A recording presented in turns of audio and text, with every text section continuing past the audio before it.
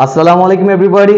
আজকের লেসনটা খুবই চমৎকার। আজকের লেসনটা কিন্তু আজকের আগে আমিও জানতাম না এটার ইংরেজি কি হবে। সেটা কি, আমরা কিন্তু বাংলাতে কথায় কথায় বলে থাকি না, যাকে দেখতে নারী তার চলন বাঁকার মানে কি হচ্ছে, মানে যাকে আমি পছন্দ করি না তার দোষের কোনো অভাব নাই, সে যেটা করে সেটাই দোষ, তাই না? সো এগুলার ইংরেজি হবে কি বলেন তো? আরেকটা ইংরেজি আজকে শিখবো, সেটা হচ্ছে কি, যে যত দোষ নন্দ ঘোষ, আমরা বাংলায় বলি না। সো এই দুইটা এক্সপ্রেশনের ইংরেজি কি হবে সেটা কিন্তু আজকে খুবই চমৎকার ভাবে জেনে নিব। তো কথা আর বাড়াবো না, এখনই শুরু করব।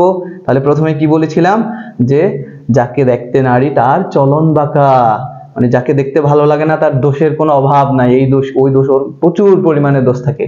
সো এটার ইংরেজি হচ্ছে faults are thick where love is thin. কি বললাম? Faults are thick where love is thin. কি বললাম? Faults are thick where love is thin. মানে কি? ফলস আর থিক, থিক মানে হচ্ছে মোটা, মোটা, তার মানে মোটা মানে অনেক, ধরেন। সো কি জানলাম আমরা, যেখানে দোষগুলো হচ্ছে মোটা মানে বড় আকারের, where love is thick, thin, thin মানে হচ্ছে চিকন বা পাতলা, তাহলে ওখানে হচ্ছে ভালোবাসাটা একদমই সরু, ছোট। তার মানে যেখানে দোষগুলো অনেক বেশি থাকে ওখানে ভালোবাসাটা একদমই সরু, কম, ছোট। তার মানে faults are thick where love is thin, মানে যাকে দেখতে নারী তার চলন বাঁকা। ঠিক আছে না?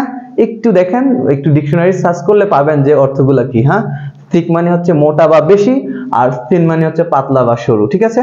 আচ্ছা, তারপরে ইংরেজিটা কি যেন বলেছিলাম? ও, ওই যে যত দোষ নন্দ ঘোষ, এটার ইংরেজি হচ্ছে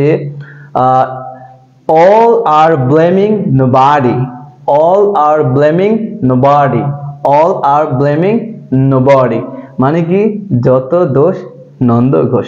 সো চমৎকার করে আমরা দুটো এক্সপ্রেশন শিখলাম না? সো এতক্ষণ সাথে ছিলেন, অনেক অনেক ধন্যবাদ। এ ধরনের ক্ষুদ্র ক্ষুদ্র লেসন পেতে সবসময় আমাদের সাথে থাকতে চেষ্টা করবেন। সাবস্ক্রাইব না করে থাকলে হাম্বল রিকোয়েস্ট, সাবস্ক্রাইব করবেন। দেখা হচ্ছে পরবর্তী লেসনে, সে পর্যন্ত সবাই সুস্থ থাকবেন, ভালো থাকবেন। আল্লাহ হাফেজ।